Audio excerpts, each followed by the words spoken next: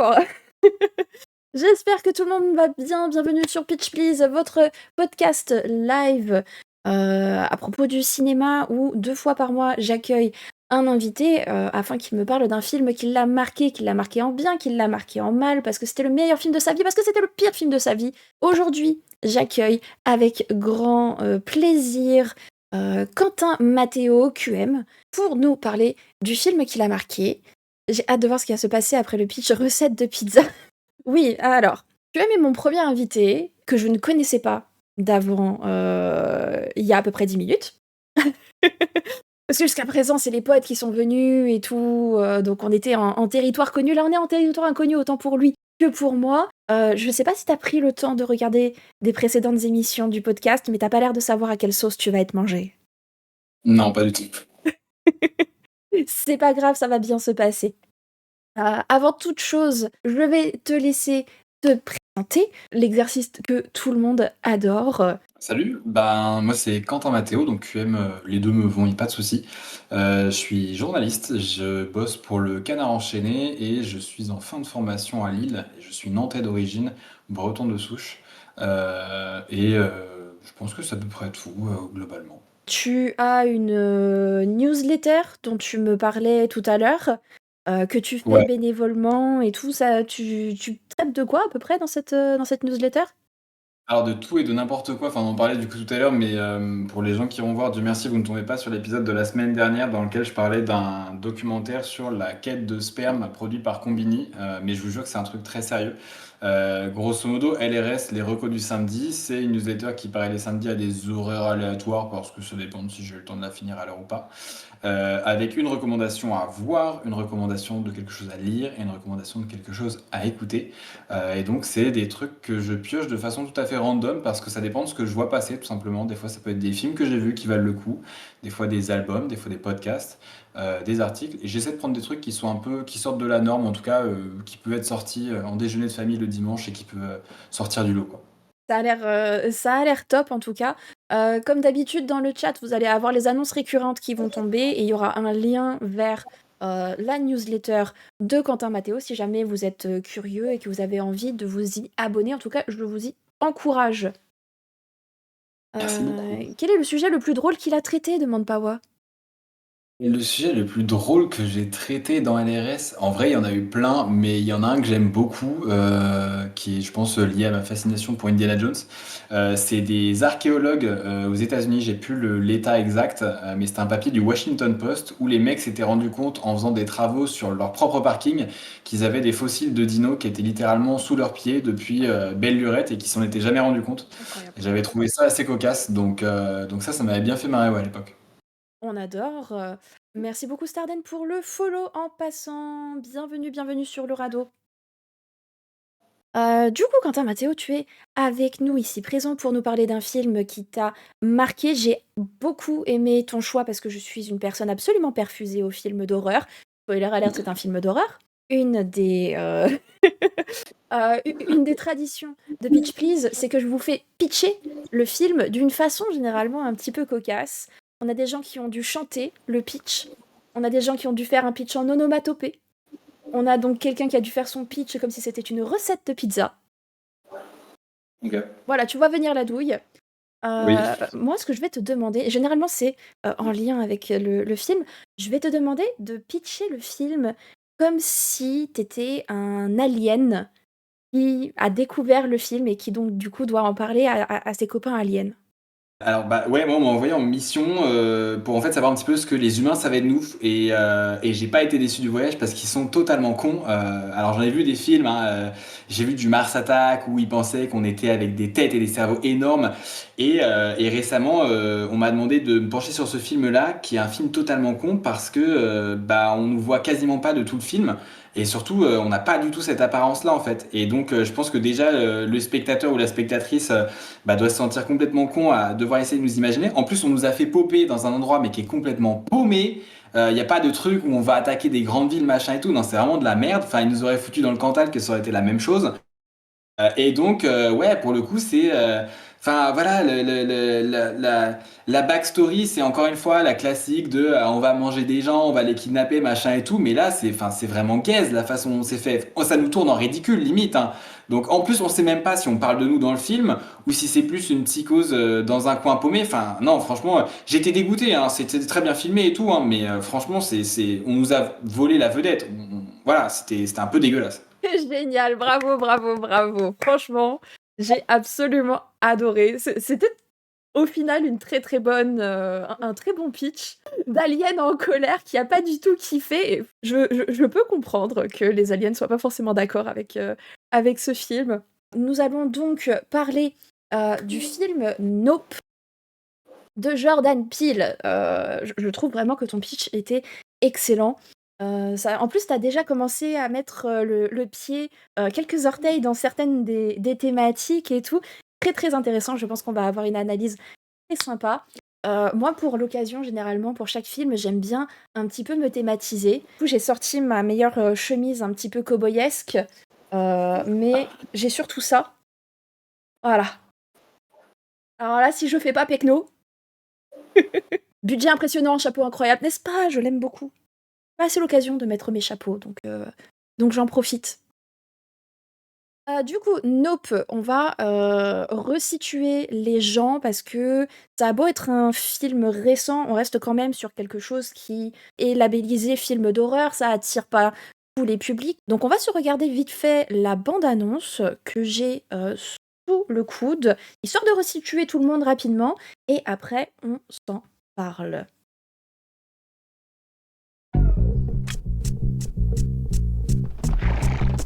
Ça va, toi? Et toi? Elle est où, ta sœur? On se balade en ce moment sur le célèbre Hollywood Boulevard. Tiens, qu'est-ce que je vois?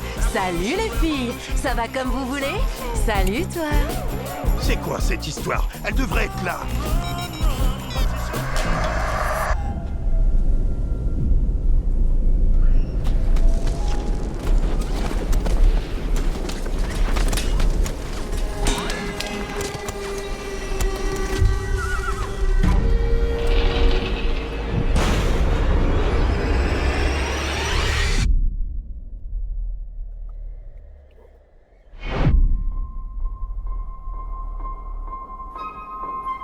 Le truc qui a tué papa.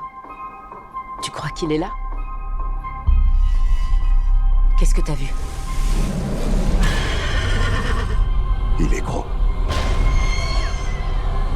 C'est dans le nuage.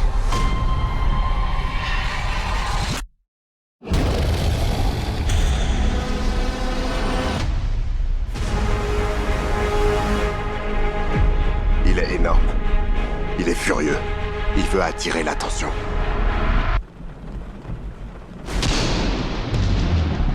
Il est au-dessus de nous.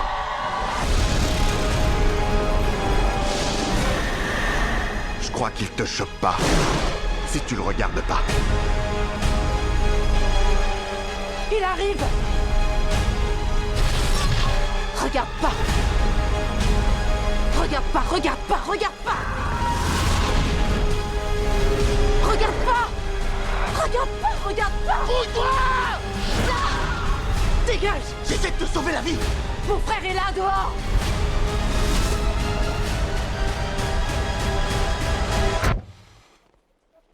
Non.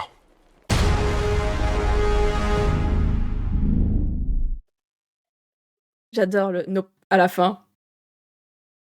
Moi, ce qui m'intéresse toujours en premier, on voit le vaisseau, oui et non, dans la bande-annonce. Ça fait partie des choses intéressantes. On voit une partie, une forme du vaisseau. Si vous voulez voir vraiment le vaisseau, va falloir voir le film.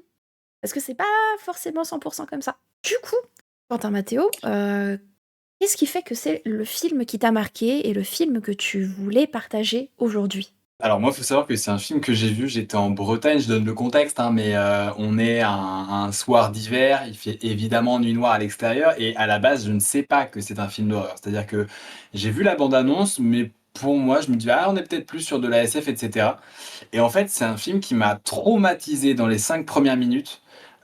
Et à plusieurs reprises ensuite parce que bah, je suis une poule mouillée parfois et ça ne me dérange pas de le dire. Mais c'est un film que je trouve assez fou parce qu'il y a beaucoup d'histoires en fait mine de rien qui sont imbriquées l'une dans l'autre qui m'ont poussé une partie du film à me dire mais il est complètement con parce que le scénar part dans tous les sens et il n'arrive pas à se concentrer.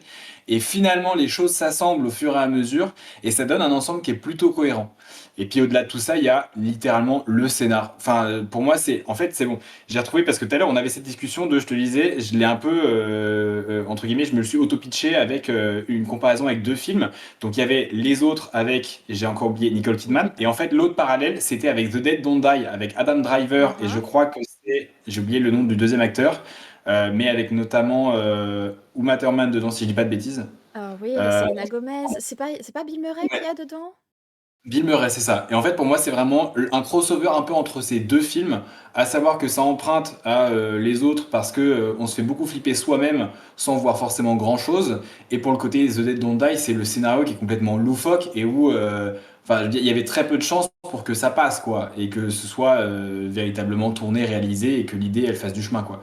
Donc c'est un film que je trouve vraiment fou. Je suis pas forcément friand des films de Jordan Peele de base, pas dans ce taf-là, plus dans d'autres domaines. Mais celui-ci, ouais, il m'a vraiment mis une claque, quoi. Ouais, ouais, ouais, je peux comprendre. Je rejoins un petit peu Pawa, qui dit qu'il est passé à côté du film et que c'est le Peele qu'il aime le moins. C'est également le Jordan Peele que j'aime le moins. Moi, j'étais passée Mm. à côté de Get Out, qu'il a fallu que je revoie plusieurs fois avant de vraiment commencer à apprécier. À mes yeux, Us est une pépite. Us m'a vraiment foutu une claque. Et Nope, je me souviens l'avoir vu, ne pas avoir forcément accroché, pas avoir tout compris, pas trop comprendre ce qu'il y avait d'horrifique. Et je voyais un petit peu ce qu'il voulait dire, mais il m'a laissé mi-figue, mi-raisin de la même façon que Get Out. Et j'étais assez contente du coup de faire les recherches pour le podcast et tout, voir les anecdotes, ses inspirations, etc. Parce que je me suis auto-hypée pour le revoir à fond, avec justement cet œil un peu plus analytique. Donc du coup, c'est un film qui t'a fait flipper dès les premières minutes, et ça se comprend. Euh, pour ceux qui n'ont pas vu le film, on va spoiler. On n'est pas sur des versions no spoil et tout, ça fait un moment qu'il est sorti quand même, donc si vous voulez pas être spoilé, bah dommage. Ça devrait être soft malgré tout. Le film s'ouvre sur cette émission dans les années 70-80 avec un singe, avec un chimpanzé qui fait partie de l'émission, qui est exploité pour l'émission à des fins comiques, etc. Il y a un ballon qui pop sur le set. Le chimpanzé se met à complètement flipper, il panique, tous ses instincts de survie sont pumped up, et il se met à buter tout le monde sur le plateau. Et c'est excessivement sanglant et c'est très violent. J'ai même pas envie de dire que c'est une violence exagérée parce qu'à mon avis, un chimpanzé en colère, ça serait pas beaucoup plus soft. C'est une scène qui est archi marquante et, je trouve, ne dit rien sur la suite du film. On te lance, on te promet Nope. Tu commences avec ça, tu te demandes dans quel parc d'attractions t'as atterri. Ouais, c'est un peu ça. Et puis, enfin, moi, je l'ai trouvé déroutante dans le sens où bah, ça correspondait pas à la bande-annonce que j'avais vue, quoi. Et en fait, je me suis carrément demandé, mais est-ce que je mate le bon film? Est-ce qu'il n'y a pas deux Nope sortis à peu près au même moment? Et en fait, je suis en train de regarder un film d'horreur totalement différent que j'ai pas envie de voir. Ouais, c'est ça, absolument. Et au final, c'est une séquence qui s'explique avec le reste du film, mais je trouve quand même que ça détonne. Et c'est un choix de commencer par ça, alors que le rapport avec tout le reste n'est pas forcément full évident. Au final, passé cette séquence, on arrive au ranch, donc tenu par un frère et une sœur après la mort de leur papa. Ils sont spécialisés donc dans l'élevage de chevaux pour les films, pour Hollywood. Le frère est joué par Daniel Kaluuya, qui est du coup le héros dans Get Out, que j'adore. Je sais pas ce que t'en dis, mais je trouve que c'est vraiment un excellent acteur. Ouais, c'était un très bon choix pour ce film-là, je pense. C'est un super choix. J'aime beaucoup Keke Palmer aussi. Plus on avance, plus vraiment elle révèle son jeu. C'est intéressant que tu dises que que tu le compares au film Les Autres Ouais. au niveau de comment monte la sauce. Apparemment, Jordan Peele s'est beaucoup aussi inspiré des Dents de la Mer. Ouais, je peux capter dans une certaine mesure pourquoi, effectivement, surtout l'aspect.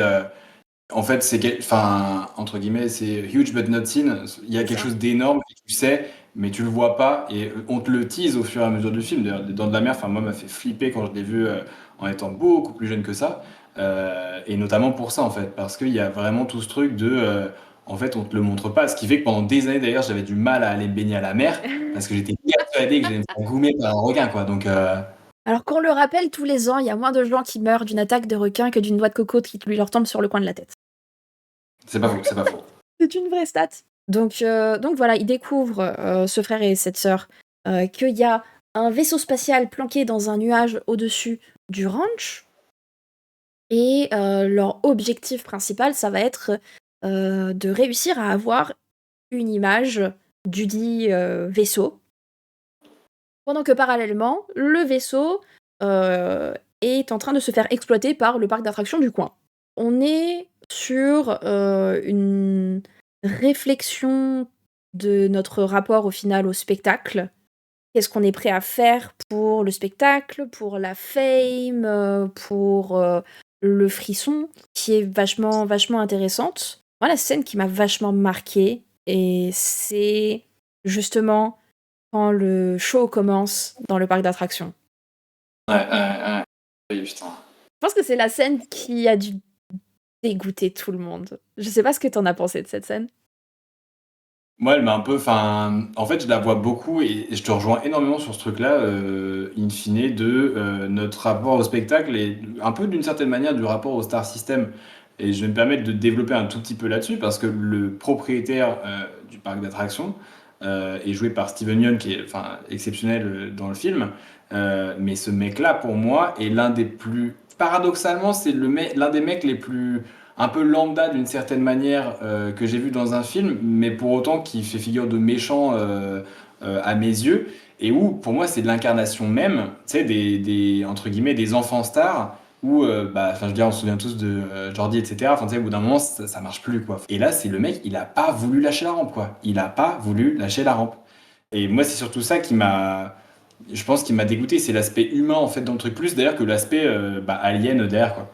Oui, puis je pense que c'est le but. De toute façon, chez Jordan Peele, l'horreur vient, même si on a des thématiques qui vont être fantastiques, science-fiction, in fine, l'horreur, elle est humaine. Ouais, elle est humaine, et puis je vais te dire, l'horreur, en fait, dès la première scène.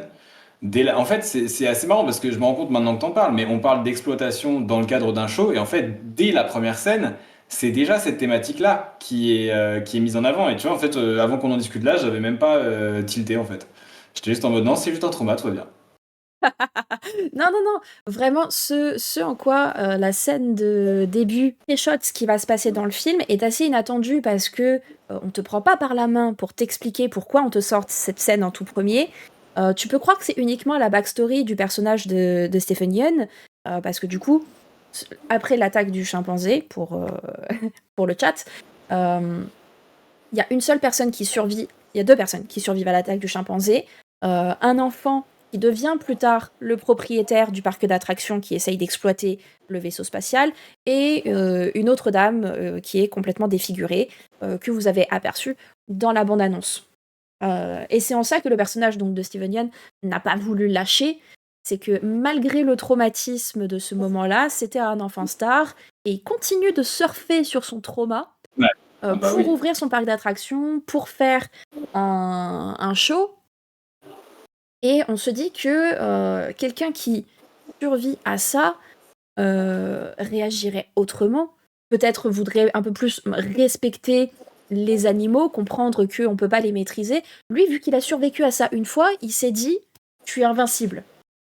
Ouais, ah bah c'est vraiment ça. C'est pump it up. Voilà, il y a un truc entre moi et les animaux, parce qu'il y avait en effet une relation un petit peu avec le chimpanzé. Donc il s'est senti le maître de la nature, et le vaisseau spatial assez rapidement lui dit « non, non, non, non, t'es le maître de rien du tout ». Ouais, et puis c'est un peu, enfin, prolonger un tout petit peu, il y a quand même une scène sur ce rapport-là de continuer d'exploiter sa famille, parce que moi j'avais pas forcément capté avec le parc en lui-même, mais il y a quand même une scène de mémoire dans le film où il est encore en train d'essayer de refourguer des goodies, où il présente, non c'est ça, il présente des souvenirs de tournage en mode qu'il a gardé, alors que, enfin je dis à la limite, c'est des trucs de scène de crime, quoi. Attends, enfin c'est horrible, tu vas pas garder ça dans ton placard. Et le mec le garde en mode, mais ça, ça représente tout à mes yeux, c'est un peu des vestiges de l'enfant star que j'étais. Et moi à ce moment-là, je regarde le film et je me dis, c'est quoi ce bordel, quoi? Enfin, c'est pas possible. Donc oui, c'est vrai qu'au final, on a bel et bien cette espèce de critique du star system. Ce que je trouve impressionnant et malsain dans le film, c'est que il y a énormément de gens qui vont mourir de manière plus ou moins atroce. Les gens sont prêts à mettre leur vie en jeu pour le spectacle. Et quand ils savent qu'ils vont mourir, ils veulent absolument que ce soit exploité, ça aussi. On a tous les extrêmes du monde du divertissement, de l'entertainment, d'à quel point c'est toxique, à quel point ça a viré à n'importe quoi. Ouais, et puis d'une certaine façon, c'est aussi un peu montrer.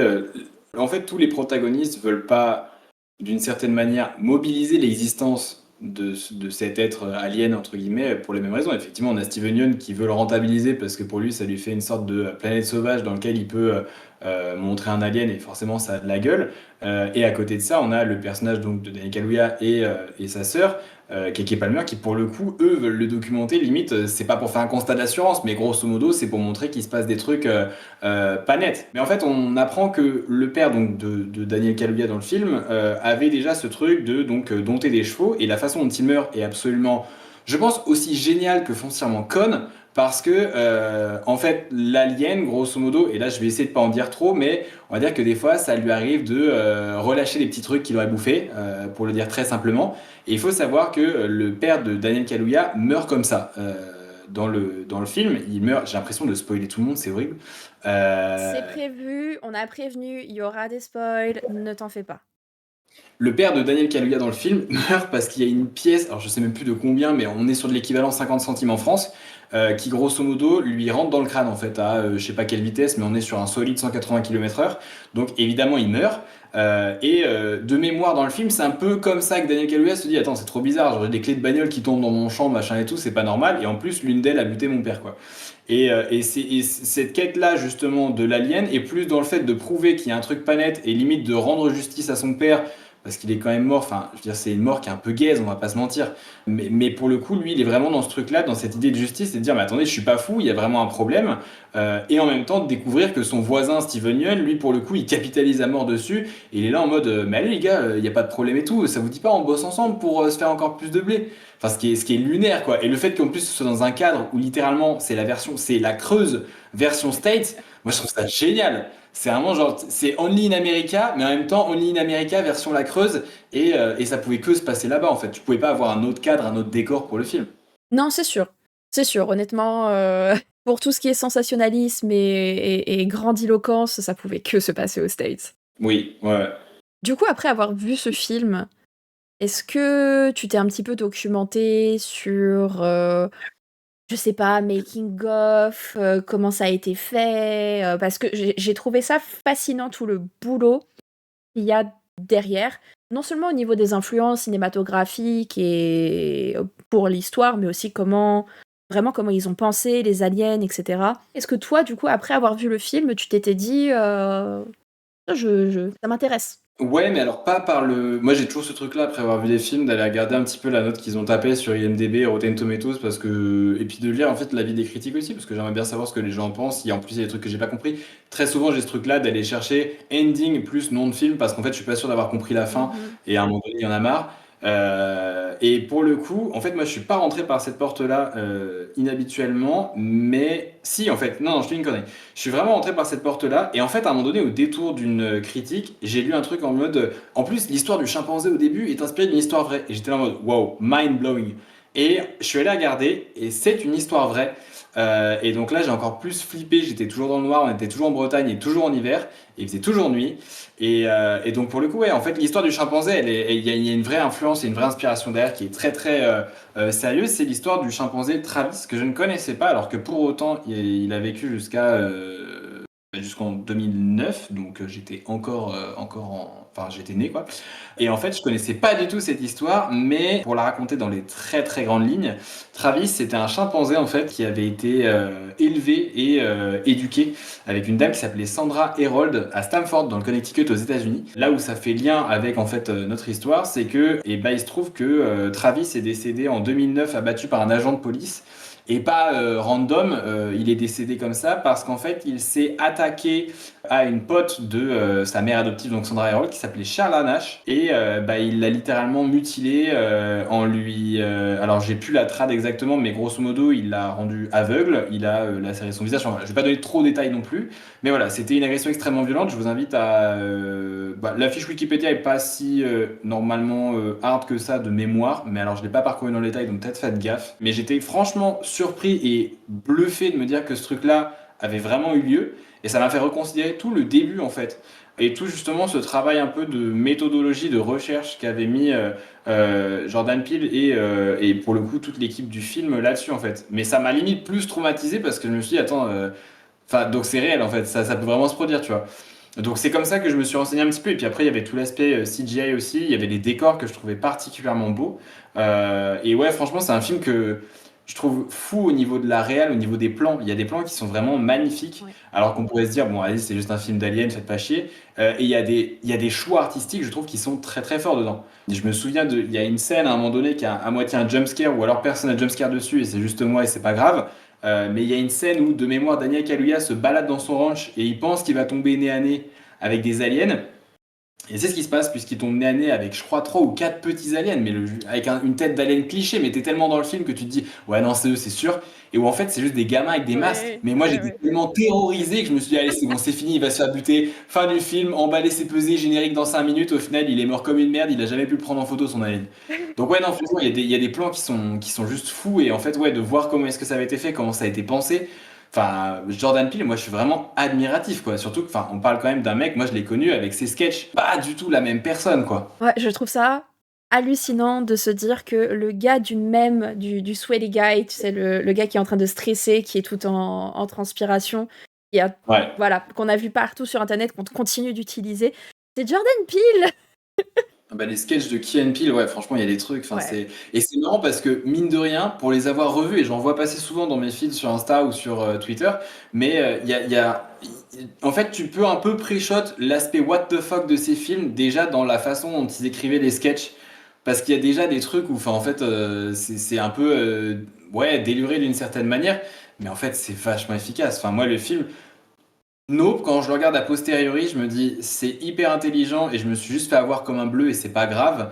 Mais en fait, juste je salue la perf. J'ai pas forcément vu les autres films de Jordan Peele, mais je salue la perf de la prise de risque et du fait que ça pourrait sembler totalement con si tu mettais une autre bande son derrière et si tu modifiais un peu l'éclairage, on va dire. Mhm. Et pour autant, juste il arrive à te faire flipper quoi. Alors qu'en vrai de vrai, tu vois, enfin pas grand chose sur la majeure partie du film. Oui, oui, oui. Il a vraiment adopté ce style qu'on a beaucoup retrouvé bah, oui, avec Les Dents de la Mer, avec Jurassic Park aussi, les premiers. Mm. Le premier Jurassic Park, où on va pas te montrer la menace avant la moitié du film, et on va faire monter la tension, tu vas te monter la tête tout seul, et c'est très très efficace.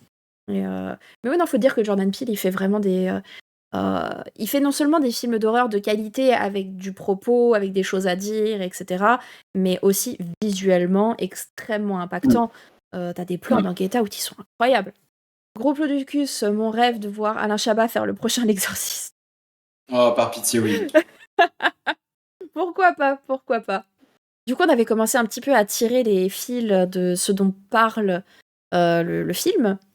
Donc l'industrie un petit peu de l'entertainment. Toi, la première fois que tu as vu le film, ou même encore aujourd'hui, c'est quoi vraiment ce que tu en as tiré éventuellement comme morale, comme message? Parce que le film a énormément de choses à dire, mais toi, c'est quoi qui t'a marqué comme propos? Moi, c'est vraiment cette critique-là de l'entertainment, surtout le côté enfant star, que j'ai du coup vraiment ressenti dès le premier visionnage. Après, il m'en a fallu un deuxième pour saisir le truc de façon plus ample. Mais je veux pas faire dans la facilité en disant ah là là, c'est une critique des States, etc. parce que ce serait beaucoup trop facile, je pense. Mais d'une certaine façon, il y a quand même, en fait, il y a beaucoup d'imaginaire, on va dire, états-unien qui est mobilisé. Je veux dire, le fait qu'il y ait des ranchs, ça se passe dans un endroit absolument aride. La société du spectacle derrière, tout l'aspect du début du film, effectivement, avec ces talk shows que je déteste à titre personnel. Et là, en plus, avec l'exploitation animale, j'ai trouvé qu'il y avait effectivement deux dominantes dedans. C'était le fait de vouloir exploiter quelque chose qui est plus grand que nous pour encore une fois faire du fric et à visée capitalistique, alors que bah, en fait on comprend même pas et où à tout moment il nous met une pichenette et on joue à nos ancêtres. Et ce truc-là aussi de vouloir la fame à tout prix et de.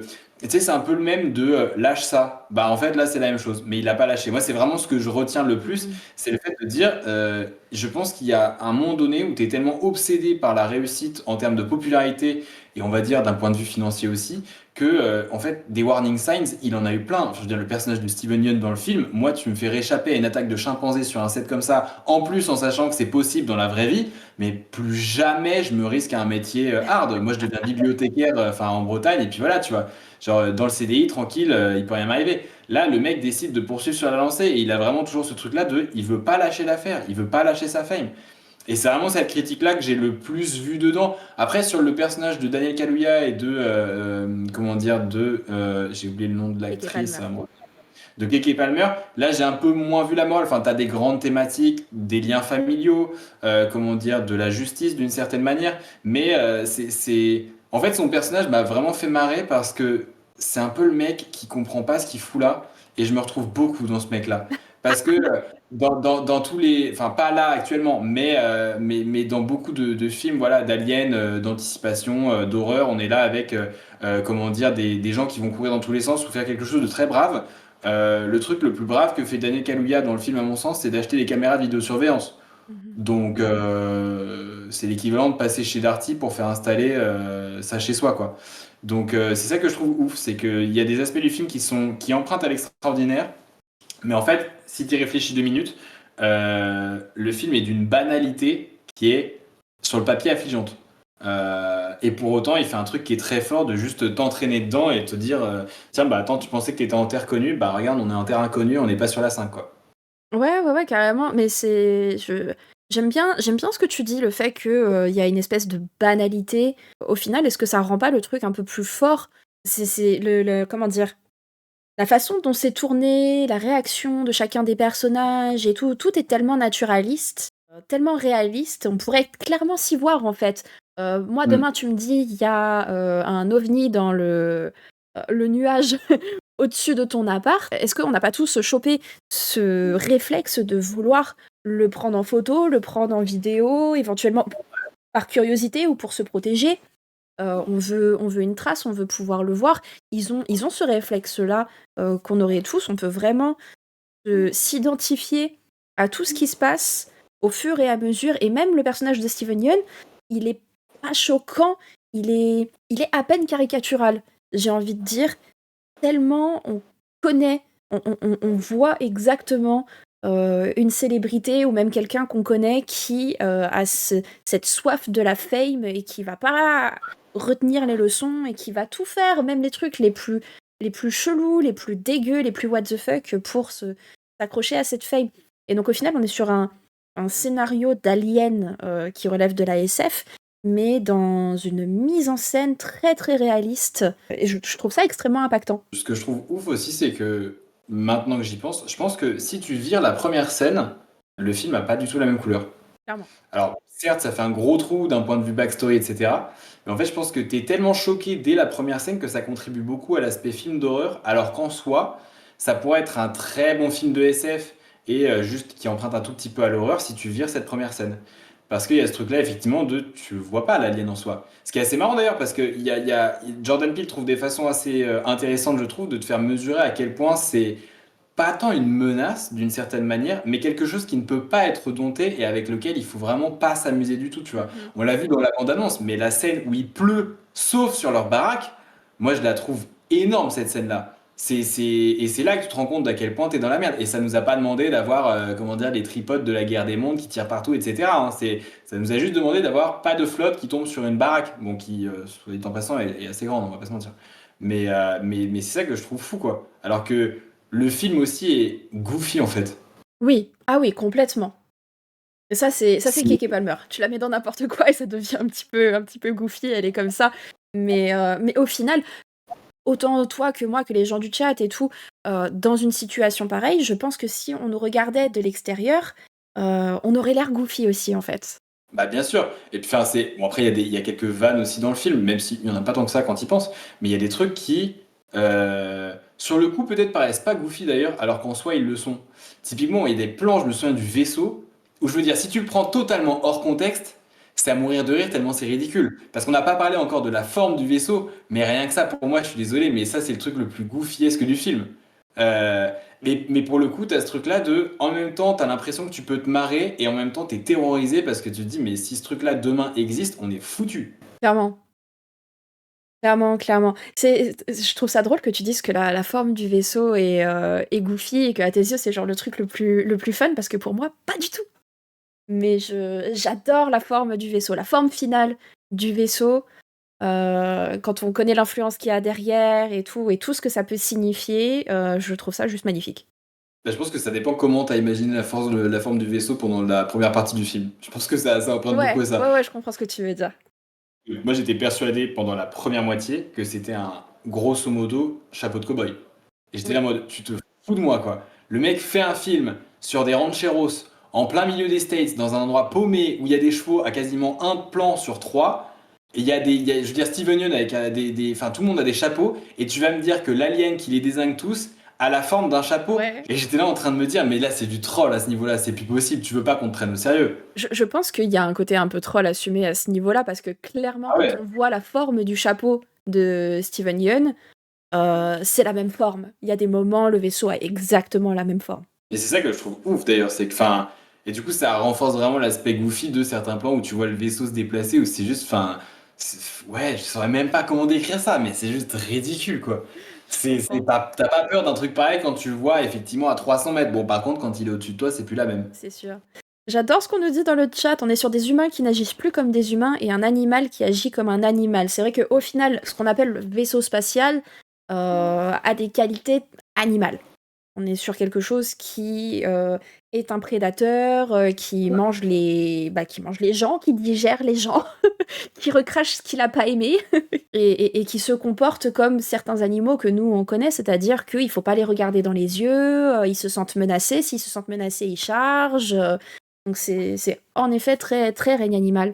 T'as tout cet aspect de prédateur là, tu vois, enfin, maintenant que tu le dis, effectivement, avec cet aspect animal, je veux dire, l'alien, puisqu'en soi, enfin, je veux dire, le seul alien que tu vois de tout le film, in fine, c'est le chapeau. Enfin, ce que j'appelle le chapeau. Mais pour le coup, je veux dire, rien que sa façon de se mouvoir dans les nuages, je veux dire, si tu mets ça à côté d'un documentaire animalier sur la 5 sur, je sais pas, un tigre, un guépard, ce que tu veux, un prédateur qui vit dans la jungle amazonienne, c'est la même chose. C'est vrai. C'est cette notion de camouflage un peu, et bah après, il va aller matraquer sa proie. Et là, c'est exactement ce qui se passe, quoi. Ce qui est assez marrant d'ailleurs parce que du coup enfin pour moi la SF et notamment les films d'aliens ça passe beaucoup par tu sais, tout l'aspect technologique avancé machin etc. Ils ont des vaisseaux spatiaux et tout. Là le truc est organique d'une certaine façon. Il y a C'est ça. zéro technologie dedans. C'est vraiment limite. Enfin ça si allez mettons que personne soit au courant parce qu'on découvre des nouveaux animaux tous les jours et Dieu merci les scientifiques et les naturalistes pour ça. Mais si on n'était pas au courant à tout moment enfin moi tu me dis un truc comme ça existe en vrai. Bon j'arrête de sortir dehors. Mais deux, je me dis, bon bah ok quoi, enfin je veux dire le truc est organique, ouais c'est un animal, bon ça a une gueule un peu chelou, mais voilà quoi. Ouais, parce qu'on voit l'intérieur du vaisseau, quand Mhm. les gens se font digérer, malaxer, tout ça, c'est vraiment la scène qui m'a le plus dérangée. J'étais pas bien sur ce moment-là. On est sur un intérieur organique, comme tu dis. Le territoire aussi, tu es sur le sien, pas l'inverse. Oui, en effet, mais on n'est pas au courant en tant qu'humain qu'on est sur le territoire de quoi que ce soit. Quand on le découvre, c'est un petit peu tard. Vu que tu m'as l'air très très calé sur le film, j'ai pour toi un mini-jeu de vrai-faux des anecdotes autour du film. Donc je vais te donner une anecdote, tu vas me dire si c'est vrai ou si c'est faux. Ok. Première anecdote, le titre initial du film était Petits hommes verts. Non. C'est difficile de dire que si c'est vrai ou si c'est faux, parce qu'au moment où j'ai fait la recherche, je suis tombée sur l'info et c'était vrai. Et quand j'ai voulu revérifier, apparemment ça a jamais été complètement confirmé et c'est peut-être les fans qui se sont montés la tête. Ouais. Et c'est plutôt les fans qui ont donné le nom Petits Hommes Verts en un titre de travail, en fait, par rapport à la prochaine sortie de Jordan Peele. Donc Alors c'est pour ni vrai ni faux, au final. ouais, c'est un peu l'entre-deux, mais tu vois, parallèlement, je trouve que Nope, c'est un super titre. Et il y a sa ligne qui est exceptionnelle, je trouve, dans le film, enfin, pour moi, qui résume vraiment tout. C'est encore une fois ce mec-là, blasé, qui ne sait pas ce qu'il fout ici, et qui est là en mode, j'ai pas besoin de ces emmerdes-là, quoi.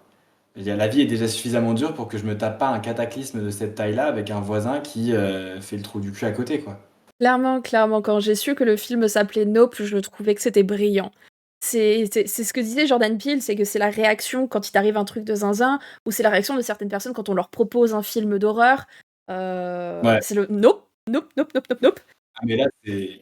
C'est Il est, enfin, clairement ça. Tu vois le chapeau dans le ciel, je pense qu'on serait tous en mode non, non, non, non, ouais, c'est une forme de déni collectif, quoi. c'est ça. Tu dis non, ouais, c'est bon. Flemme. Est-ce que c'était le nom du film quand il est codé lors de la prod? Ça se peut. Honnêtement, les origines de ce titre sont un peu floues.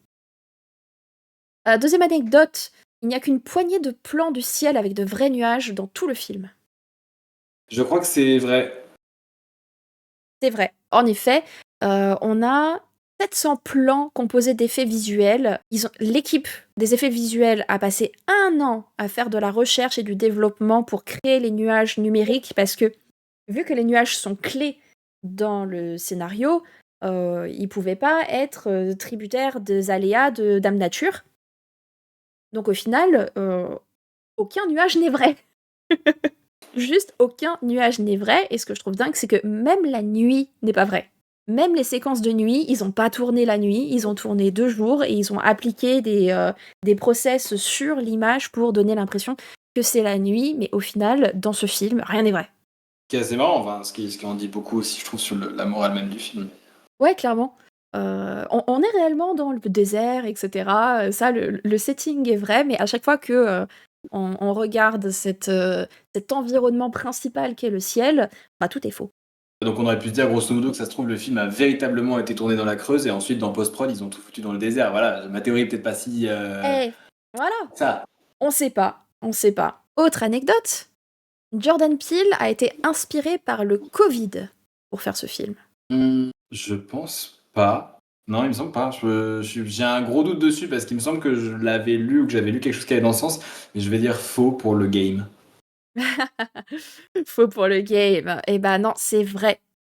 Ah, Pour le quote, il a dit: «J'ai écrit ce film quand j'étais enfermé chez moi. Je savais que je voulais écrire quelque chose en rapport avec le ciel. Tout le monde rêvait d'être à l'extérieur, mais en même temps, il y avait une nouvelle peur traumatique qui s'était développée, parce qu'aller à l'extérieur prenait un tout autre sens». ouais, pas déconnant. Franchement, une fois que tu sais, qu'il a pensé comme ça, tu appliques la réflexion sur le film et tu te dis: «Ouais, c'est vrai, pendant le Covid, aller dehors, c'était le truc le plus flippant que tu puisses faire à peu près».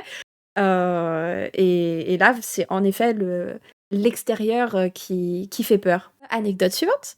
Le film comporte une référence à Us, le précédent film de Jordan Peele. N'ayant pas vu Us, je vais pas m'aventurer sur ce terrain-là, mais je pars du principe que c'est vrai, j'imagine. Enfin, je sais pas, après moi c'est courant que je vois des films dont les réals décident de faire des clins d'œil dans un élan d'autosatisfaction. Exactement, ils se font des références à eux-mêmes, ils sont là, t'en veux. Et en effet, il y a une référence à Us. Il faut absolument que tu vois Us. Ouais, je vais m'en occuper. Vraiment, moi je le trouve incroyable. Il te retourne le cerveau jusqu'à la fin. Il y a un twist de fin qui est monumental. Bah, je pense que tu as vu quelques images de Us. Les gens qui sont en rouge ont des grands ciseaux. Ça me dit rien du tout. Non. J'ai peut-être été assez chanceux pour ne même pas voir les images de promo et ce sera une full surprise. Incroyable. Et bah, le double du personnage de Lupita Nyong'o a une paire de ciseaux de couture absolument immense, et on retrouve cette paire de ciseaux sur le bureau du personnage de Steven Yeun. Ah, ok, d'accord. Ouais, bah, tu sais quoi, ça m'intrigue. Bah, je vais me réorganiser un visionnage supplémentaire à mes risques et périls de Nope, donc je ferai attention à ce détail et je vais regarder ce pour le coup. Je pense que ça doit se voir à peu près un millième de seconde. C'est vraiment Jordan Peele qui a voulu se faire un pas de patte à lui-même. Ouais. Ou peut-être le chef décorateur qui était là, ça va lui faire plaisir. Dernière anecdote. il existe une fin alternative pour une Director's Cut qui n'est jamais sortie. Alors, j'ai vu des théories là-dessus, donc j'ai très envie de dire vrai, et je serais très curieux de savoir quelle est la fin alternative, donc je vais dire oui, parce qu'il me semble que c'est le cas. C'est faux. Oh non! C'est pas le Et je suis cas. persuadé que c'est un peu passé. Alors, il y a eu plusieurs drafts de la fin Ouais. sous forme écrite, mais ils ont rien tourné. La fin est la fin. Il n'y a pas d'autre matériel pour faire une Director's Cut avec une fin alternative. Voilà, c'est juste des scénarios qui n'ont pas été retenus. Après, en soi, la fin, elle est très bien, je trouve, comme elle est. Hein. Pour moi, il n'y a pas de. Enfin, bon, c'est une fin un peu classico-classique de film d'horreur, à mon sens. Mais pour le coup, je la trouve bien. Mesurée, je me suis pas dit, allez, vas-y, c'est encore un cliché d'Hollywood à la suite. Non, non, franchement, j'étais vraiment content. Même si, bon, il y avait des trucs qui étaient un peu dispensables. Mais d'un point de vue, en tout cas, climax de fin, c'était vachement bien fait quand même.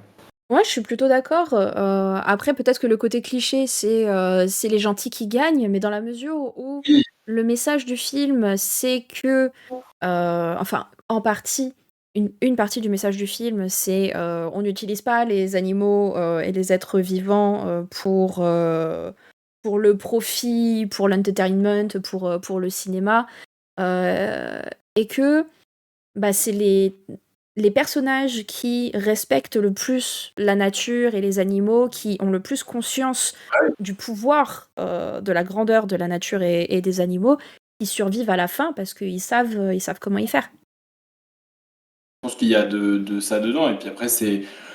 Bon, voilà, le personnage de Steven Yeun, tu te doutes bien qu'il va pas non plus apparaître dans une scène post-générique en mode ah ouais, super, bon bah écoutez, changement de vie, finalement j'arrête la starification et tout. Non, bah voilà, c'est assez évident. Mais pour autant, moi je repense au personnage qu'on a vu tout à l'heure très brièvement dans l'abondance, mais de la femme qui a survécu avec lui, de l'actrice qui était sur le tournage. Et alors, moi, c'est une interrogation énorme, ce personnage-là, parce que je ne comprends pas ce qu'il fout là. Enfin, dans le sens où là ou pas là, pour moi, on était sur le même bail. Je pense qu'il aurait pu être. Enfin, le film aurait pu être fait qu'elle soit là. Bah là, évidemment, ça ajoute un twist parce qu'il y a le truc de. Elle a une voilette, on sait pas quelle tête elle a en dessous, on sait pas d'où est-ce qu'elle vient, forcément. Mais c'est vraiment ce truc-là de. Bon. Je pense que c'est à peu près le même message qu'avec le personnage de Steven Yeun. Autant elle pouvait pas continuer de s'accrocher vraiment à la fame, même s'il y a un détail, c'est que sur son t-shirt, c'est elle-même. Ah, j'avais pas fait gaffe, faudrait que je. Oui, Sur le t-shirt qu'elle porte, c'est elle quand elle était jeune de l'époque de la série en question. Donc elle se raccroche au passé, à sa fame d'antan. Et je pense que, un peu par le biais du personnage de Steven Yeun, elle se continue encore de vivre cette fame par procuration à travers lui. Et ça reste un produit du Star System qui est fasciné par l'entertainment, par le spectacle, et qui continue de s'y accrocher, et qui n'a pas appris non plus des événements. C'est un parallèle au personnage de Steven Yeun, mais qui est plus dans se raccrocher au passé, que lui il continue d'exploiter dans le présent, et qui s'y voit continuer à exploiter encore et encore. Ouais, et puis t'as ce truc-là d'assentiment silencieux d'une certaine manière, parce que je crois que son personnage ne parle pas de tout le film, si je dis pas de bêtises, enfin, en tout cas pas quand on la voit après. Elle ne parle plus, bah, parce que pour le coup, pour moi, c'est une itération de du coup Charles Nash qui a vraiment été défiguré par le chimpanzé Travis dans la vraie vie. Mais t'as ce truc-là de, elle ne dit pas un mot et pourtant tu sais et tu sens qu'elle cautionne toute la démarche du personnage de Steven Yeun en mode bon bah c'est ok. Et en même temps parce qu'elle est, je pense, dans le scénar, elle est invitée à titre gracieux dans le parc, comment dire, à rester là et effectivement à profiter de cette. Alors fame, je sais pas, parce que quand tu regardes l'abondance, tu vois que les gradins, ils ont quand même l'air sacrément vides. On n'est pas sur le Puy du Fou, pic d'affluence juillet-août. Mais voilà, quoi, ouais, je trouve ça assez marrant, quoi, parce que dès un peu le postulat de départ quand tu vois le film, c'est que tu sens que Steven Yeun, enfin, il va pas non plus devenir multimilliardaire, quoi. Oui, clairement. Il a des grandes ambitions, mais ça reste un petit poisson dans une grande mare. Ouais. J'ai une autre anecdote pour toi, mais celle-là, elle est vraie d'office. Jordan Peele s'est inspiré du Magicien d'Oz pour faire le film. Ok. Et du coup, en faisant les recherches, j'étais ah oui, ça se voit ici et là. Le personnage de Keke Palmer s'appelle Emerald, comme la cité d'émeraude du Magicien d'Oz. Elle porte du vert assez souvent avec des bandes jaunes, en rappel de la Yellow Brick Road. Elle s'entoure de 3 personnages dans sa quête pour la vérité, au final, pour lever le voile sur qui est le magicien d'Oz, qui est au final les aliens. À la fin, ce qui tue les aliens, c'est une montgolfière. Dans le magicien d'Oz essaye de s'enfuir sur la montgolfière qu'il avait fait atterrir au pays d'Oz en premier lieu. Donc il y a vraiment plein de petites références. Je trouvais ça adorable. Je n'avais pas du tout vu passer pour le coup dans le film. Ouais, j'avais pas du tout fait gaffe. Après, ceci dit, ça fait une éternité que je me suis pas plongé dans le Magicien d'Oz. Donc, pour le coup, sans doute pour ça aussi. Mais je trouve ça assez marrant parce que tu sens en regardant le film qu'il y a plein d'influences subtiles, que tout est mesuré, tout est calculé et qu'il a pas vraiment laissé grand chose au hasard, tu vois. Moi, je suis allé jusqu'à me demander si non seulement l'anecdote du chimpanzé du début était vraie, mais si l'anecdote de la pièce de 50 centimes qui bute un mec était vraie aussi, tu vois. Et donc, du coup, aller faire des recherches. Tellement pas étonnée. Et je me souviens même plus de ce que j'ai retrouvé à l'époque, mais je pense que c'est déjà arrivé pour le coup.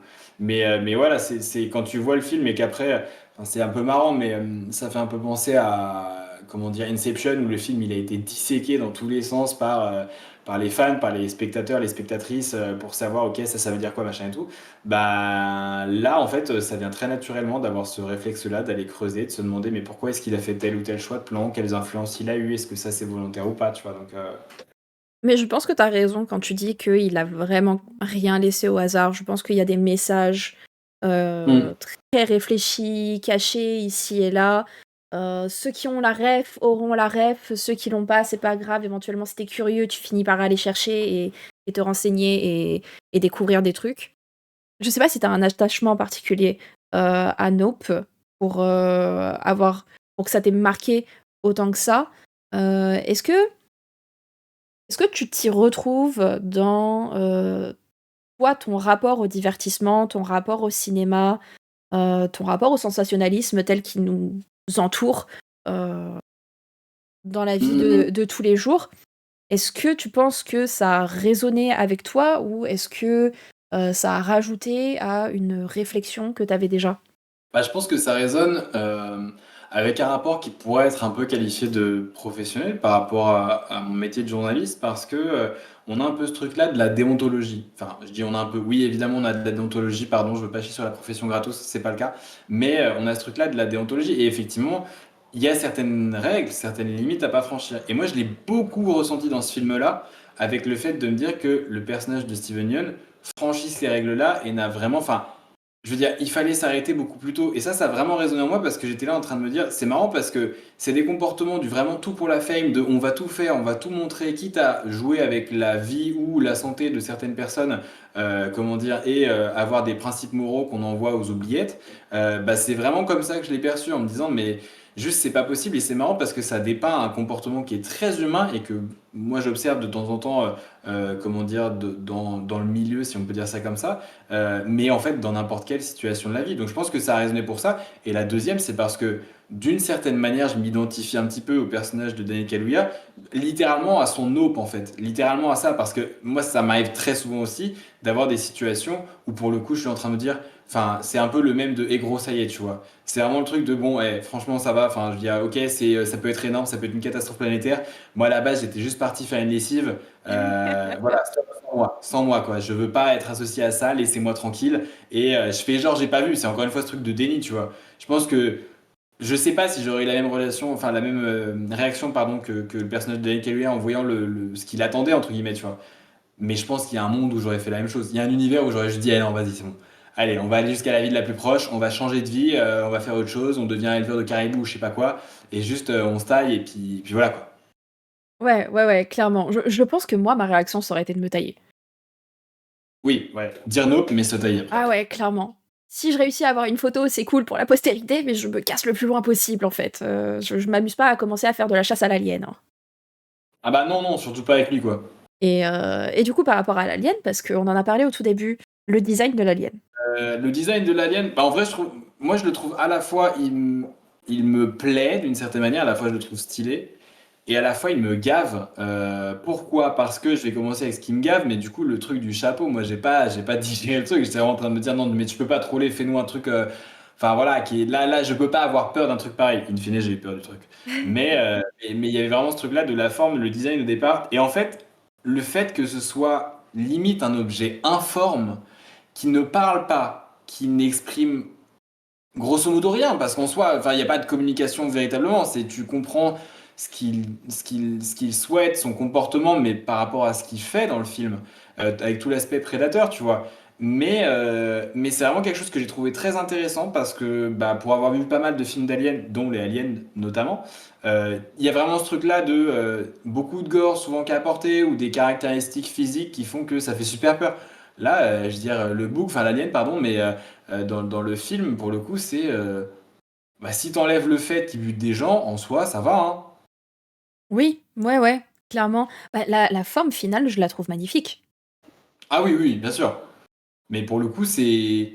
Ouais, je trouve ça. En fait, je trouve ça assez ouf. Et je serais curieux de savoir comment est-ce qu'ils ont eu les idées de design dessus, parce que ça, tu vois, c'est un truc que j'ai pas exploré. Ah bah, et Mais j'ai toutes les infos. Attends. Comment ils ont fait ça? Donc, Jordan Peele a travaillé avec un professeur à l'Institut de technologie de Californie sur le design. Donc, il s'est pris à un ingénieur. Il avait vraiment envie que ce soit pas juste un truc qui sort de son imagination. Ils ont passé tellement de temps sur le design de l'alien et sur le pourquoi du comment il fonctionne comme ça pour que rien ne soit gratuit, que au final, l'alien en lui-même n'a pas été finalisé avant quelques semaines avant la sortie du film. Ils ont bah, continué à bosser dessus, mais jusqu'au dernier moment, jusqu'à ce qu'ils pouvaient.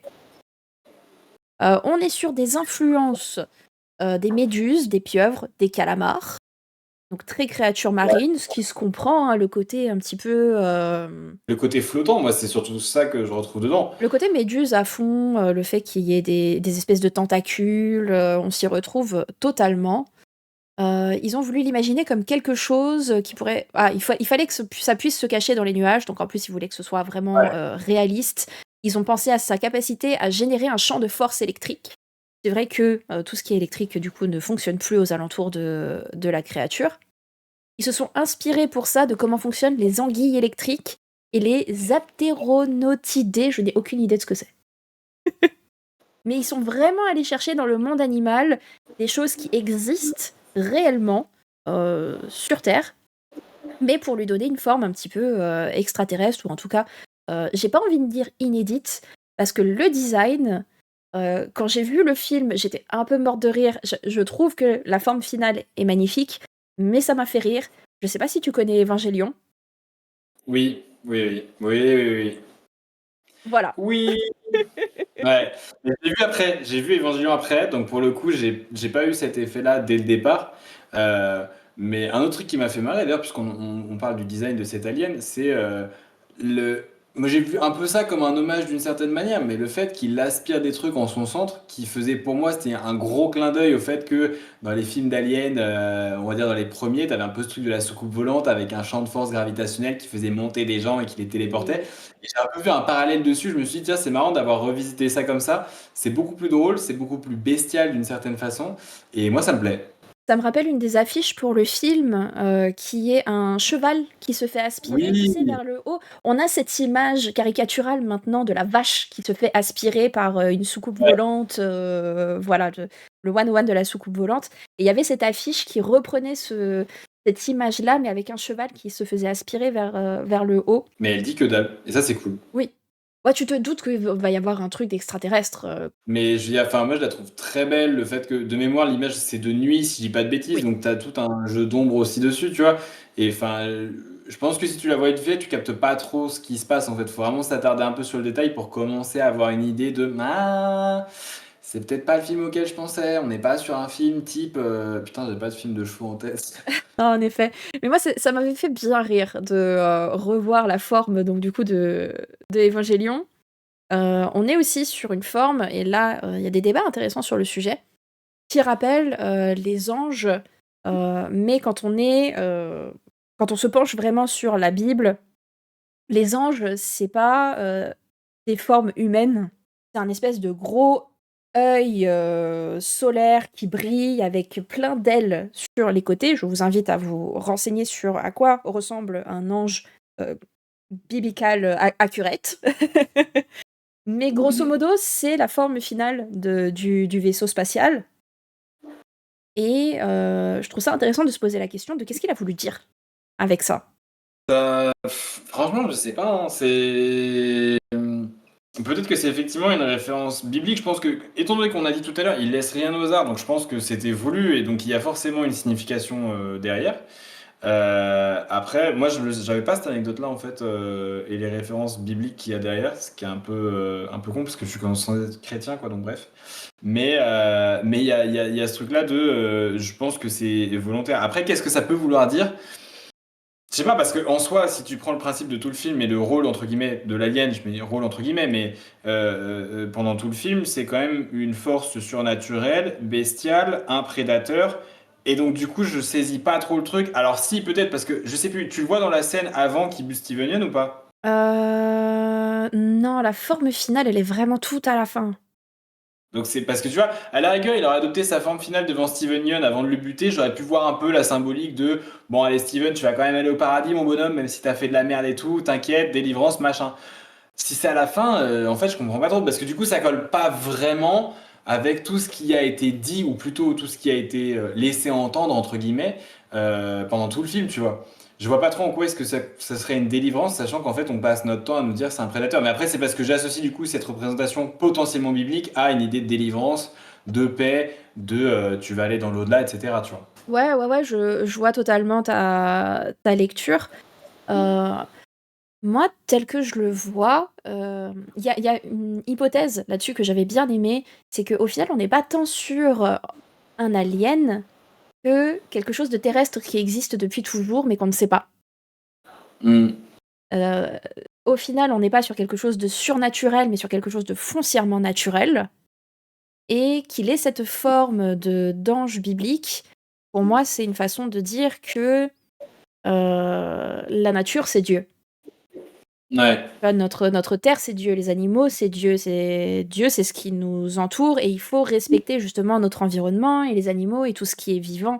Euh, c'est comme ça que je le vois, mais je pense que c'est très très libre d'interprétation. Je prétends pas du tout avoir la clé du truc. Moi, c'était ce qui me parlait le plus pour essayer d'expliquer pourquoi l'alien avait cette forme-là à la fin. T'as déjà montré ce film à quelqu'un d'autre? Alors non, c'est en projet avec donc mon coloc Raph pour le coup, à qui je dois le montrer puisque je crois qu'il ne l'a pas vu, mais j'ai un peu hâte d'avoir ses retours aussi et qu'on sursaute tous les deux à peu près dans le même moment du film.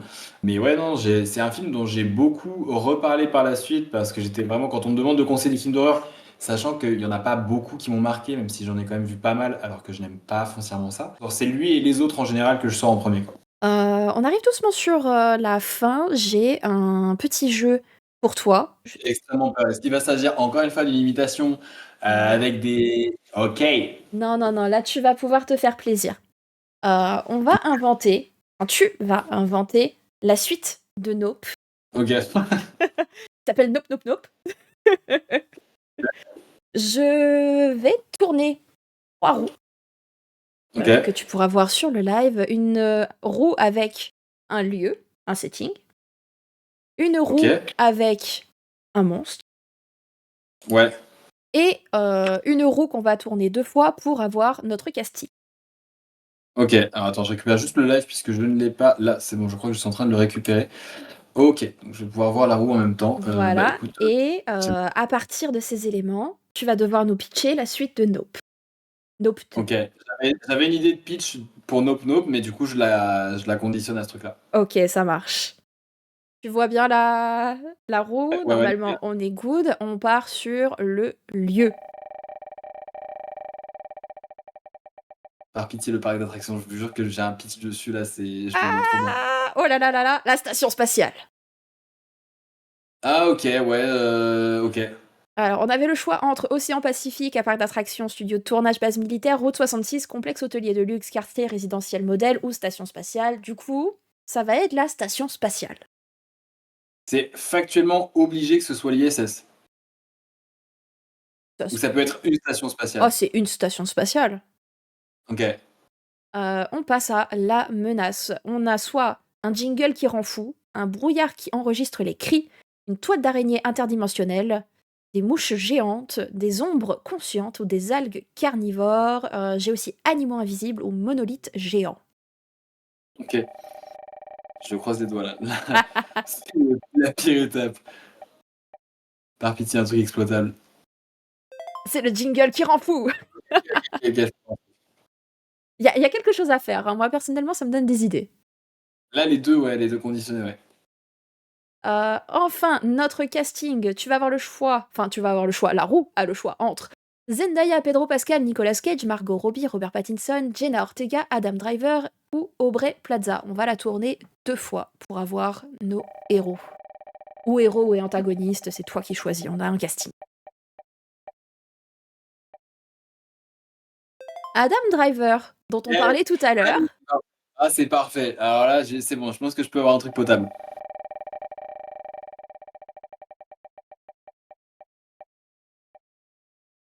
Et Margot Robbie. Plutôt Ok. casting 5 étoiles. Je trouve ça sympathique. Ok, ouais, je pense que je peux taper un truc là-dessus, ouais. Donc Eh on est ben. d'accord que c'est censé être la suite de Nope. C'est la suite de Nope. Après, tu choisis. Est-ce que Nope, c'est finalement une anthologie? Est-ce que c'est lié?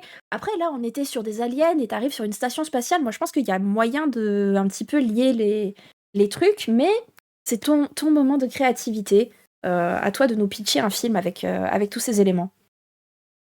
Ok, alors donc sachant que c'est donc dans une station spatiale et donc on a Adam Driver, Margot Robbie et la menace c'est des jingles qui rendent fou.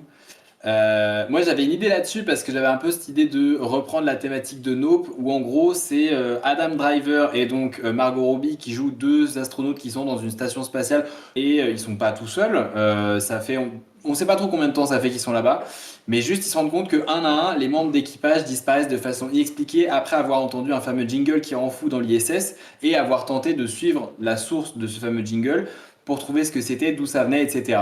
Donc avec un tout petit twist, c'est que Adam Driver n'est pas censé être là, dans le sens où Margot Robbie est une astronaute de renommée internationale. Lui, c'est un fan, on va dire un cadre sans emploi, mais qui ne vit que par une relation parasociale et qui décide de, en gros, s'infiltrer pour la rejoindre et qui se retrouve mêlé à cette merde alors qu'il n'était pas du tout dedans à la base. Et le gars est comptable, tu vois, d'origine. Donc pour le coup, n'a aucune idée de ce qui se passe, ce qui peut rendre les trucs encore plus drôles, je pense. Et en fait, au fur et à mesure du film, ils se rendent compte que ils sont pas dans la station spatiale internationale, ou plutôt c'est pas exactement ce qu'on leur avait promis, puisqu'en réalité c'est une entité beaucoup plus large que ce qu'ils pensaient, que les signaux d'alarme qu'ils entendent en fait c'est juste de la prédation et c'est en gros la station, enfin l'espèce d'être entre guillemets qui essaie de les attirer avec des sons de prédation comme le font les animaux dans la nature tout simplement.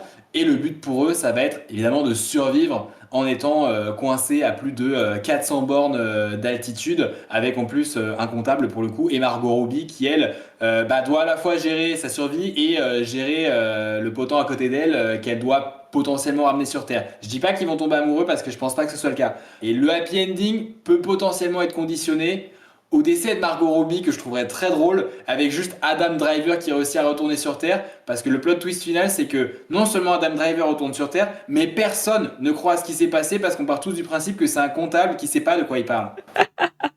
J'aime bien le fait que les jingles, au final, ce soit de la prédation, que ce soit la façon qu'a la créature d'attirer les gens.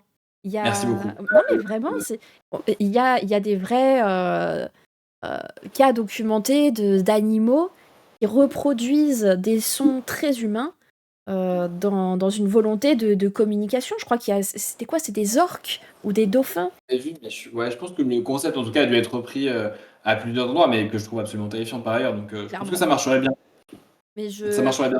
je valide ton scénario. Je propose qu'on l'envoie à Hollywood. On va écrire ça, l'envoyer à Jordan Peele, lui proposer un Nope 2. Je serais honoré de bosser avec lui. Je pense qu'il pourrait se laisser tenter par un scénario pareil, quoi. Donc À la base, il y avait un Nope 2 qui était prévu pour de vrai en plus.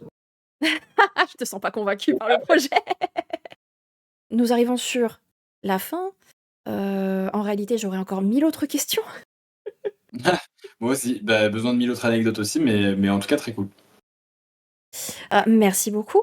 Nos questions habituelles finales, c'est: est-ce que tu as une unpopular opinion sur le cinéma, qu'il soit actuel ou d'avant. Est-ce que tu as une opinion par rapport au ciné ou si tu la disais à voix haute, on te menacerait de mort et tu vas être obligé de la dire là tout de suite? Alors, unpopular opinion, je pense pas, parce que, à mon avis, il y a, je pense, des gens qui sont du même avis, mais je pense que dans la saga Star Wars, pour le coup, Rogue One met une vitesse à certains films de la, ouais, on va dire de la trilogie originelle et on va dire des volets 1, 2 et 3, et qui est visiblement, moi je pensais que c'était accepté de dire ça, visiblement ça l'est pas, mais je pense que ça vient surtout des puristes, sachant que j'en suis moi-même un, donc j'ai pas de souci avec ça. Mais ouais, pour moi, ce film-là, bien que réalisé des années plus tard et sous patronat Disney, met une grosse claque à certains films de la trilogie originelle. Mais bon, en même temps, il a beaucoup de quoi. Donc, Mais je suis tellement d'accord à 100%. Là, comme dit Pawa, à mes yeux, c'est popular opinion. Enfin, c'est tu. ah bah désolé, ah bah à un moment donné, voilà, moi je me suis fait bâcher pour ça, les gars, j'arrive, je donne mon ressenti, hein. Ah ouais, non mais il y a des gens, faut dire ce qui est, hein, le fandom de Star Wars, il y a des moments, c'est d'une toxicité folle, vous êtes relous, les gens, juste vous êtes relous. Moi, mon top personnel de Star Wars, c'est 5, Rogue One, 3. Ouais, le 3 je l'aurais pas mis dedans, mais enfin, si, en vrai, dedans, mais j'aurais donné Rogue One en premier. En deuxième, j'aurais mis ouais, le 3. Et vas-y, en troisième, j'aurais mis le 2, parce que le 2 je le trouve quand même fou, mais plus dans l'aspect lore, on va dire, et scène de bataille que je trouve assez ouf. Et si j'avais un petit bonus à mettre, je le mettrais quand même pour le 8, parce que je trouve que Ryan Johnson a sacrément fait un truc qui tient la route, alors qu'il n'était pas aidé, quoi.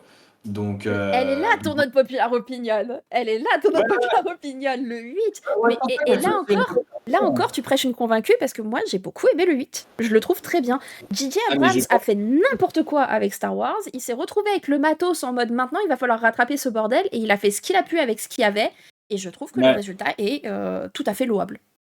Ah, mais je pense que c'est le cas. Bon, après, du coup, enfin, J.J. Abrams a refoutu tout ça par terre dans le volet suivant, mais ça, c'est son problème. Mais pour moi, si on avait fait juste une trilogie, enfin, ouais, une suite, en fait, avec Ryan Johnson, ça aurait pu être beaucoup mieux que ce qui a été fait là. Ouais. Mais là, tu vois, on va énerver des gens. Ouais. Là, on va énerver des gens. Tous les fandoms sont toxiques, nous dit Pawa. Oui, d'une certaine mesure, au final, la notion, je le dis et je le redis à peu près à chaque émission, la notion de fan, moi, me met un petit peu mal à l'aise et je me dis jamais fan de quoi que ce soit. Je Ouais. dis que j'aime beaucoup, je suis jamais fan de personne parce qu'on les connaît pas, on sait pas de quoi ils sont faits, donc éventuellement, je vais être fan d'un univers. Mais tout ce qui est le parasocial autour des célébrités, des acteurs, des actrices, ça me met extrêmement mal à l'aise. Je trouve tout ça pas très très sain. Et vraiment, je pourrais déblatérer là-dessus des heures et des heures, mais ce n'est pas le propos. Euh, pour finir, est-ce que tu as une reco, que ce soit film ou série? Donc, on compte pas les documentaires dedans. En vrai, si t'as un super documentaire à reco, ça nous change. Vas-y. Moi, j'ai un documentaire à reco qui est. Alors, faut savoir que j'ai une passion dans la vie, c'est le média Feu Vice, qui n'existe plus trop aujourd'hui, qui est parti en liquidation judiciaire. Et il y a un ex-employé de chez Vice qui s'appelle Eddie Huang, qui a fait un documentaire qui s'appelle Vice is Broke, qui est assez bien foutu, je trouve, dans lequel il a un casting que je vous laisserai découvrir, parce que pour celles et ceux qui connaissent un petit peu, vous allez voir des têtes qui sont familières dedans. Moi, j'ai vu des gens que je m'attendais pas du tout à y voir, et qui en gros racontent comment est-ce que ce média qui a été, et ça fait un peu le lien avec Star Wars à l'époque, en discussion de rachat avec Disney, qui était valorisé 4 milliards de dollars, donc Wow. enfin le média le plus rentable du monde, enfin en tout cas le plus valorisé, celui qui valait le plus cher. Comment est-ce qu'il s'est cassé la gueule en fait en l'espace de quelques années, en laissant des gens sur le carreau, quoi.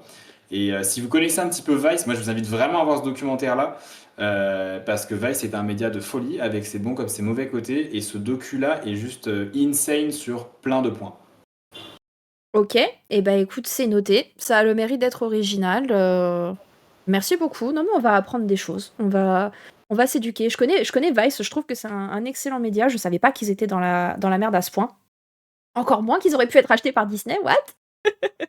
Ouais. C'est zinzin. Donc du coup, ça me donne envie de voir le documentaire pour me mettre à la page sur tout ça. Il est dispo sur Mubi, je sais pas si on dit Mubi, je sais pas, mais MUBI, la plateforme qui en a fait l'acquisition des droits avec Eddie Huang de mémoire. Ok, et bah écoute, bien noté. Pawa, qui aime bien glisser sa reco aussi, nous recommande La dernière maison sur la gauche, qui est un film d'horreur de Wes Craven, que j'ai toujours pas eu le courage de voir parce qu'il y a des thématiques en tant que meuf qui sont hard. Ok, on est... mais notez la reco de mon côté. Ouais. Wes Craven, c'est forcément excellent. Ah, Voilà. Gros Plodocus qui rajoute It Follows. It Follows, j'ai pas aimé. oui, It Follows, il m'a rien fait. Il m'a fait ni chaud ni froid. Voilà, je vais me faire des ennemis, mais je l'ai trouvé complètement surcoté. Mais c'est vrai qu'on est dans les films d'horreur, et Marocco allait être un film d'horreur, et je crois pas que je l'ai reco la dernière fois parce qu'il n'était pas encore sorti. Ça va être Marche ou crève. oui.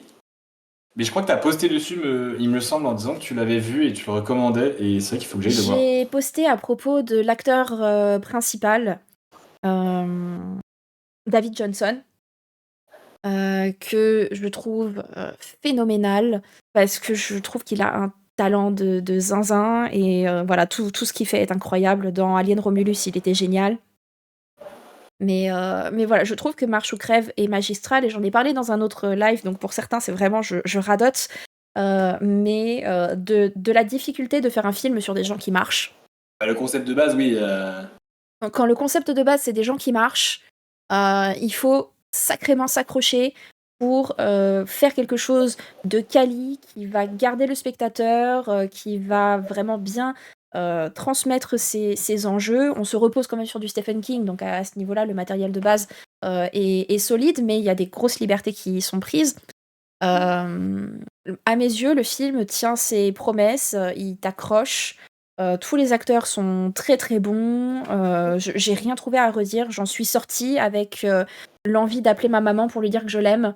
Et, et quand un film me fait ça, c'est que voilà, c'est que j'ai ressenti des émotions, et c'est ce pourquoi on va au ciné. Donc ce film coche toutes les cases. Regardez Marche ou crève. Voilà, c'est ma reco personnelle. Merci pour la reco. Sur ce, on aurait pu continuer à parler pendant probablement 1 heure supplémentaire, tellement il y a des choses à dire sur Nope. J'ai vraiment l'impression qu'on a gratté le vernis, on aurait pu aller beaucoup plus loin, mais c'était quand même super. Je pense que c'était instructif pour tout le monde. Merci énormément de t'être porté volontaire pour De le rien. podcast d'une meuf que tu connais pas, comme ça, genre le courage. Félicitations, bravo. Merci.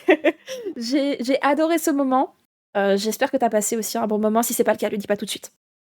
Ok, ça va. Mais j'ai trouvé ça très très chouette et ça m'a fait très plaisir. Merci infiniment. Merci tout le monde. Passez une excellente soirée et bye bye.